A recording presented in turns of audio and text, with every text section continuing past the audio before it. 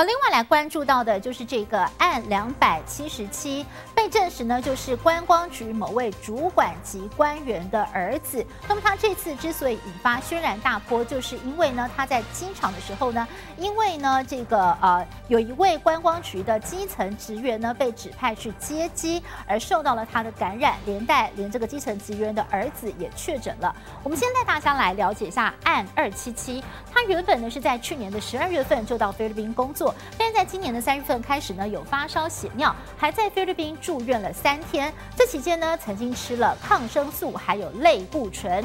那么之后呢，他到了3月20号返国之后停用，没有想到开始出现了症状，进而在28号确诊。现在外界质疑说，他有没有可能隐匿不报呢？但是防疫中心就缓颊了，说他入境填写的时候，他的身体的确是没有症状，而且病史已经过了14天，因此符合规定。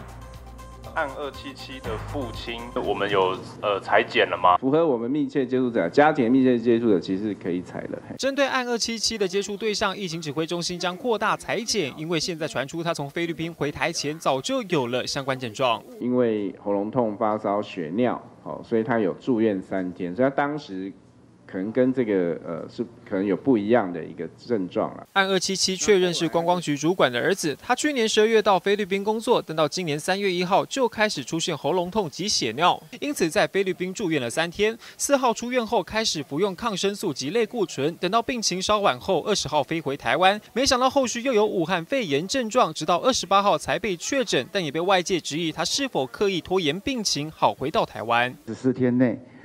有这个喉咙痛或其他的症状，就应该要注明。